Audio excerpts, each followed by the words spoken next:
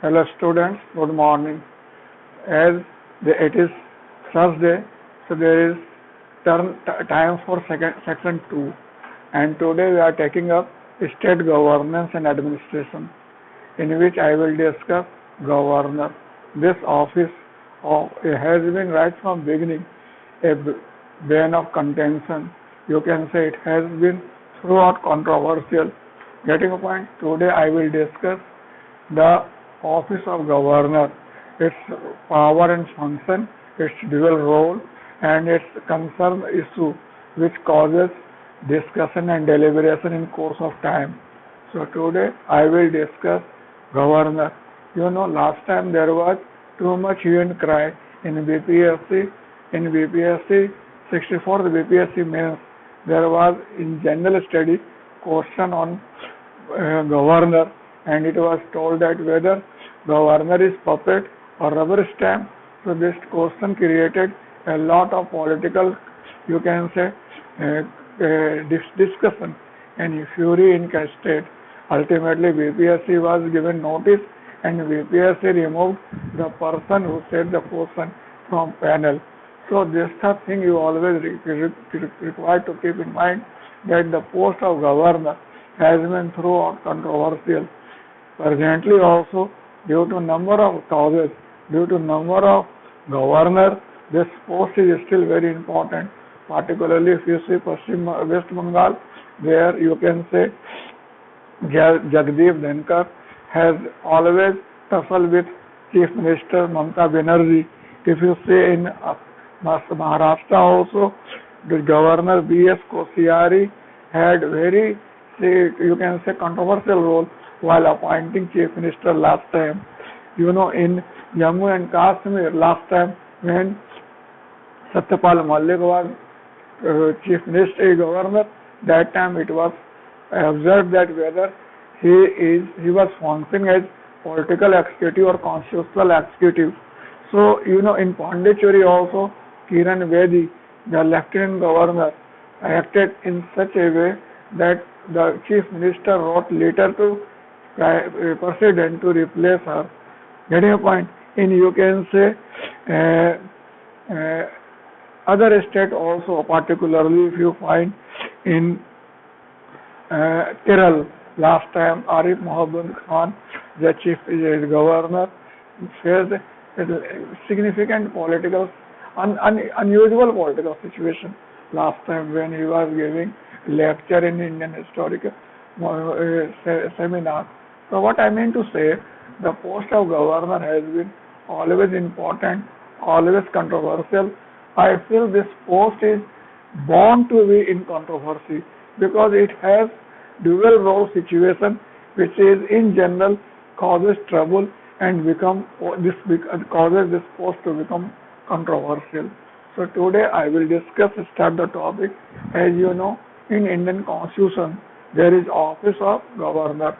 In Constitution there is provision of governor for each state, but at the same time in Constitution in 1956 with 7th Amendment Act, 7th Constitutional Amendment Act, it was made provision that a person can be appointed governor of 2 or more states also. Getting a point? In India there is parliamentary democracy working at both center and state level. So like our president, our governor is also, you can say, head of executive in state level, but he is only constitutional head of executive, and the real power lies with the Council of Ministers headed by Chief Minister. Yeah, but at the same time, governor has also one more role, that he acts as a representative of center. So he has dual role to play. That's why this post becomes important and controversial both. Getting a point? So under article, you can say 152, there is a beginning of state administration, and the post of governor is under article 153. Under article 153 to under article 167, that all articles deals with state executive, including Council of Ministers. Getting a point? So, the office of governor Yes, the governor is appointed by president. Get your point?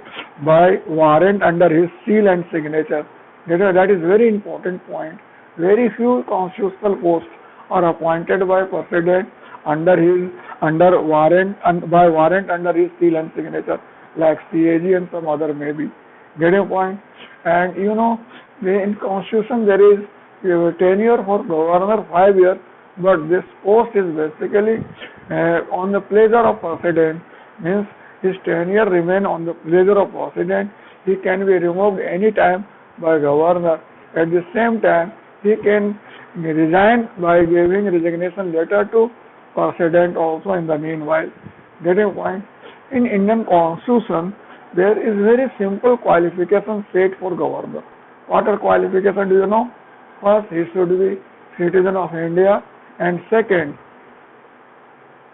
he should have 35 years old age, or he should have completed 35 years age.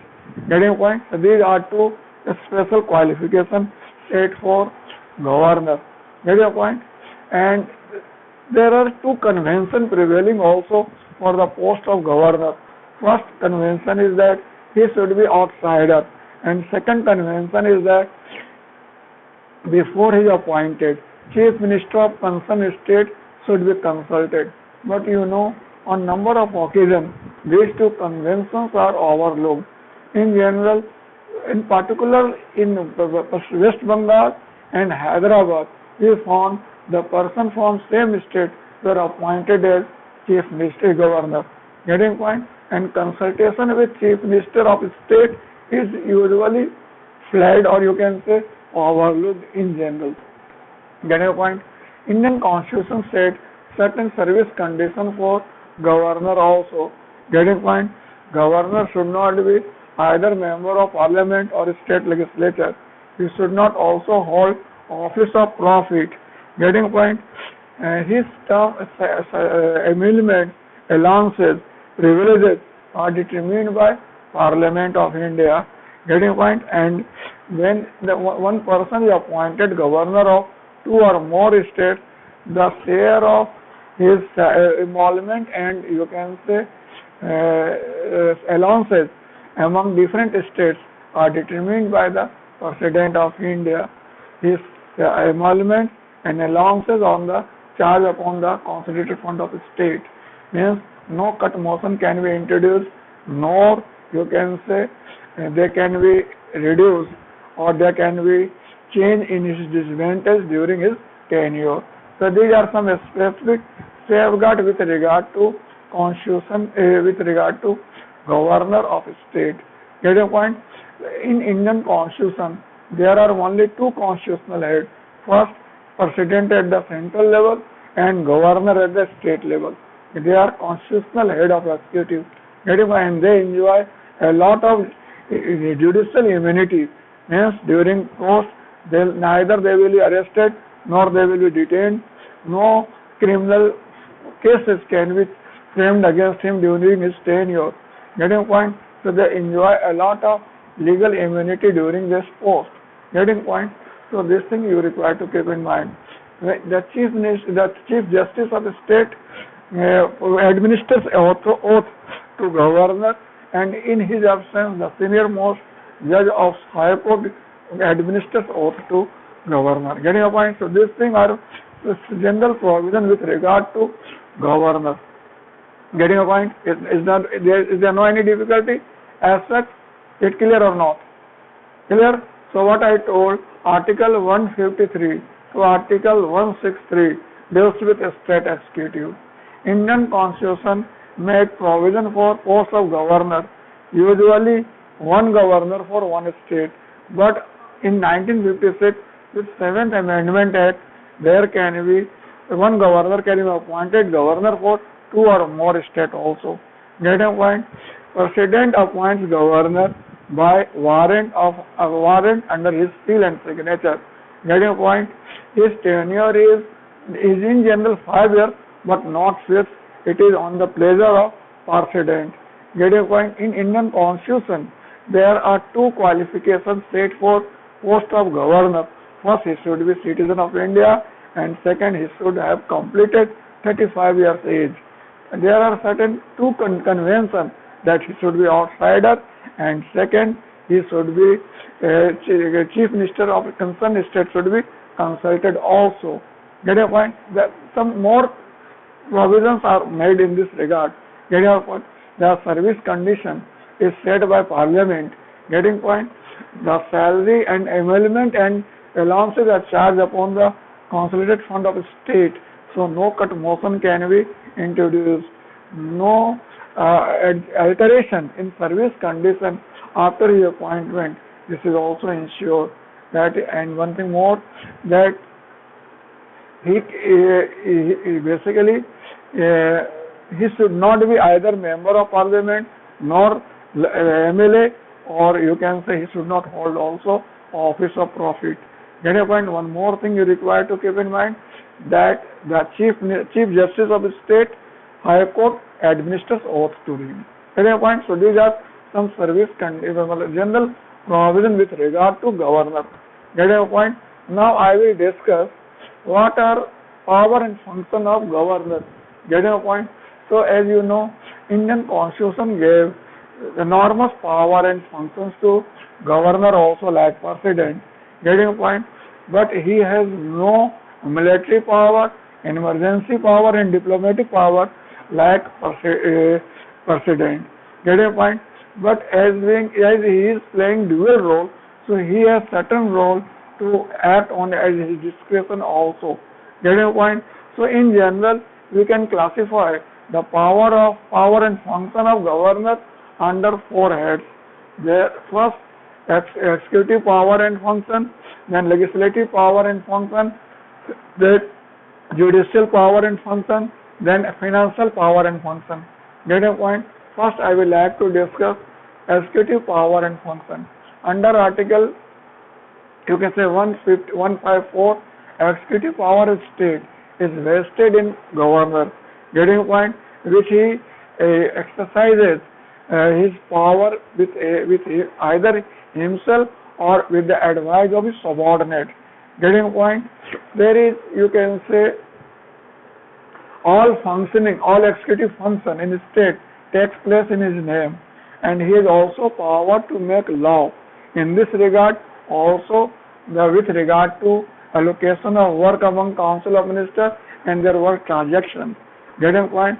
The governor appoints chief minister, and on his recommendation, he appoints other ministers. They continue office till pleasure of governor. A governor appoints other constitutional position of the state, like Advocate General of State, Chairman and Member of State Public Service Commission, Chairman and Member of State Finance Commission, State Information Commission. Then you can say, getting a point? He can recommend President to invoke 356 in case of breakdown of constitutional machinery in state. Excuse me. He can also ask to give report to Chief Minister on administrative and legal matters. Getting point? And he is legislative matter. He can also, he acts as Chancellor of University. Getting point? He appoints Vice Chancellor of University also. So these are certain functions related to governor of state, particularly wherever executive function are concerned. In I am repeating it. All executive function of the state takes place in his name. He has power to make legislation or act with regard to effective transaction of work taking place in his name, as well work division among ministers and their transaction. Getting point? He appoints chief minister and other ministers. He appoints all constitutional appointments, all constitutional posts in the state. Get your point? He can recommend to impose 356 in a state in case of breakdown of constitutional machinery. Get your point? He can ask the chief minister to give report on administrative and legislative matters, and he also acts as Chancellor of State University and appoints Vice Chancellor. Get a point? Now we will discuss legislative function. Get a point? Under Article 168, the governor is integral part of the state legislature. The state legislature is consisted of chief minister, a governor, state legislative council in some state, and a state legislative assembly. Getting point? As an integral part of the state legislature, he has power to address the newly constituted state legislative assembly, and every year the first session of state legislature he can call. Getting a point? He has a right to summon or prorogue the state legislature, and he can dissolve state legislative assembly also. Getting point? He can send messages to House of Legislature, and he can also appoint. Getting point? He can appoint one member to preside over the functioning of a state legislature in case of vacancy. Getting point? He disposes of the election dispute with regard to election of MLA with state election commission of India. Getting point? Or any legislature become acts only when governor gives his approval. When a bill or legislature is sent to governor for his approval, he can do three things. First, he can give his approval, number one. Number two, he can send it for its back for its reconsideration. Number third, he can use his pocket veto. Getting point? Under Article 200 and 201, he has one more power. He can reserve the state legislature for consideration of precedent also. Getting a point? So these are the things under comes legislative act, a legislative power of governor. And one thing more, when state legislature is not in session and work is of urgent nature, then chief minister, governor, can make law through ordinance also. The governor lays report of CAG, State Public Service Commission, State Information Commission, State Finance Commission to state legislature also. So these functions related to legislative function of governor. Is it clear? There is no confusion? Now I will discuss what are judicial function of judicial power and function of state governor. As you know, when president appoints judges and chief justice and judges of state high court, the governor can be consulted also. The governor appoints district judge with the consultation of the state high court. As well, he appoints the officer of state judicial service with the consultation of state high court and public service commission. Get your point? Then you can say he has also under Article 161 you can say right to give pardon. Getting a point? So he can grant pardon, reprieve, respites and remissions in case of matter lying under state executive. Getting point? He has no power to pardon wheresoever court martial is concerned and death sentence are concerned. Getting point? He has, as compared to president, little bit limited judicial power with regard to granting pardon. Getting a point? So no court martial and death sentence and lies under the jurisdiction of governor under normal in general condition. Getting a point? Now under financial power I will have to discuss. Under Article 202, getting point, governor has power to prepare state financial statement and present before the state legislature, but in practice it is presented by the finance minister of concerned state. No money bill can be introduced without his recommendation to state legislature. No demand for grant also can be introduced in for the legislature without his recommendation. He can issue or he can issue advances out of state contingency fund in case of necessity, and he can also constitute state finance commission after interval of every 5 years to review the financial relation between state and you can say local body. Getting point? So these are the normal function of state governor under in our constitution. Getting what? First I told legislative function, executive function, then I told legislative function, then I told judicial function, then I discussed financial function. Getting point? Now, as I told, our governor is having dual role. So in general, he whatsoever function I told, he acts on the he acts this function on the advice of state council of ministers. But under Indian constitution, there are several functions which can performed by governor with his own discretion also. Means he will not consult state council of ministers. So what are the functions? First, to reserve any bills for consideration of precedent. That is very important point. So he can reserve under Article 200, 201 any bill of state legislature for consideration of precedent. Getting point? Number two, under Article 356, he can recommend precedent to impose 350 state emergency in a state in case of breakdown of constitution. Then he can seek information from chief minister with regard to state legislative matter and administrative matter. Getting point? Then he can, you can say, when the governor is acting dual role, you can say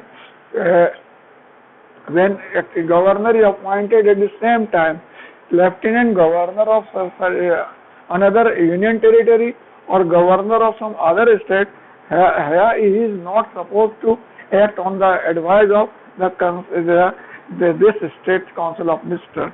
Getting point? And in a state like Tripura, Assam, Mizoram, Meghalaya, there are mineral exploration, and to give license there is some revenue accrued, and this revenue portion is given to autonomous district council, and this governor gives on his own discretion also. Get a point? When no party gets majority in the state legislature, he appoints chief minister on his discretion. When chief minister loses his majority, he dissolves council of ministers, he dismisses council of ministers, and lost majority in legislature, then he can dissolve state legislative assembly. So these are, you can say, functions performed by governor under his own discretion. Means no consultation with council of ministers is necessary here. One question was asked in UPSC under Article 163 makes governor also judge in his matter, that which matter he should consult council of ministers or not. Here he is final authority, and even then there is no actual judicial you can say provision dictating governor in this regard. Only one thing is said, that the governor should do this function in good faith. Get a point? So this thing is required to keep in mind. One thing more I would like to say, there are certain provisions under Article 371 in some state that governor can consult the state council of ministers but can act on his own discretion. So there are certain provisions like in Maharashtra, particularly in, you can say, Vidarbha and Marathwada area, which are supposed to be backward area. Here the governor can constitute a separate development board, you can say. In the same Gujarat also, in Kutch and Saurashtra area, the same separate board can be constituted by governor. In Nagaland, with respect to law and order matter, in Assam with respect to tribal area, and in Manipur with respect to hilly area, and Sikkim with respect to social economic advancement of different sections, and Arunachal Pradesh with regard to law and order. Governor has power to act on his own discretion, means he can consult concerned government council of ministers, but he acts on his own discretion. So in general, what we find is we find there are three type of provision. First provision, here governor acts on the acts and advice of council of ministers. Yes, and second, there is council of ministers to aid and advise governor, but governor ultimately use his own discretion. And last, there is no council of ministers to aid and advise. Governor also acts on his own discretion. So there is three types of provision. That's why the post of governor becomes very important and sometimes controversial also. That's why there was one question asked in BPSC, that it was asked in 41st BPSC. The question was, a governor can do a great deal of good if he is good governor, and can do a great of mischief if he is bad governor. Comment. This question was asked in 41st BPSC. You know, our governor wears two crown. Getting point, one crown is constitutional head of state, and second, representative of center. Getting point, this is some sort of balance which is very much necessity. If he maintains balance between these two roles, he becomes good governor. And when he could not maintain good balance between these two, he becomes bad governor. So in general, in constitution, there is no clarification or classification with as such. But in general, if suppose there is one governor who maintains balance between these two roles, he is constitutional state of a head on the one hand and representative state, and he maintains good balance between those two. He gets involved in politics. He is basically consider himself mentor of state. He works on development of prosperity of state. He always try to set good convention. Then definitely he is good governor. And when the person acting as governor does not maintain good balance, means unbalanced role between these two, and he is involved in party politics, he is basically creating nuisance for the state, he is always involved in conflict and conspiracy, and basically he causes bad taste for state administration, he can be termed as bad governor. So governor can be of both types. Getting point, good governor and bad governor. It is up to concerned governor to decide what he wants to be, this or that. Getting point, this post is very important post, giving you immense potentiality to prove your merit, to give some significant contribution to state, and to set your political future also if you perform your duty effectively. You know, there are certain things which has been right from beginning, very, you can say, bone of contention with regard to governor. First, his qualification is very controversial, that very limited qualification. So in general, what happens, the political party concerned, the ruling party used to appoint the governor his own political persons. Getting point, those who lost election become governor. Getting point, those who are very, you can say, loyal to government officers, they become governor after retirement. So this type of things always we find in practice. Second, you know, the appointment of governor. In general, it is provision that chief minister should be consulted, but in general, you find there is always overlooking such type of situation, and center appoints governor on his own discretion.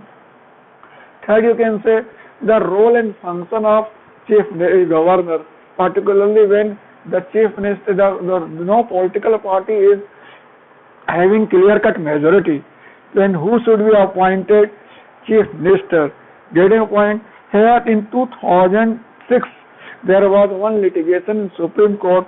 This litigation was Rameshwar Prasad versus Government of India, in which 5-member bench has given ruling that no matter whether it is alliance, pre-alliance or post-alliance. If no party is in position to make government, then coalition government can be made. There is no difficulty as such. Constitutionality wise, there is no difficulty. Coalition government can be made. Getting your point? In 2006, Supreme Court has given one ruling. Getting your point? One more problem with regard to the controversial role of governor, particularly to prove majority, to give chance to prove majority to state government. Generally, what happens? Several type of drama, you can say, are formed in practice. Sometimes parrots signature derived, then they can march to President of India also. So this type of situation we found in practice. In 1994, S.R. Bombay case, Supreme Court has given directive that no, you can say, trust vote should be taken place anywhere else. It should be always on the floor of state legislature. So this is also very important to be thing in mind. And last controversy, the discretion role of governor. And I told already, then Article 163 makes governor what? Some sort of, you can say, wholesale judge in this regard. Then what Constitution says that here you have to maintain in good strength. In 2016, there is one litigation, Nawam Rabia versus, you can say, Vice President. Here the Supreme Court has given one ruling that under Article 163, the governor should use his discretion in good faith. So what I mean to say, the constitution maker were very clear that our Indian people will act in good sense, get a point, and governor will maintain constitutional supremacy while functioning, and both center and state will let him to do so. But in practice, what we find, due to party politics, the situation did not emerge what constitution maker has envisaged. So the post of governor has been throughout controversial.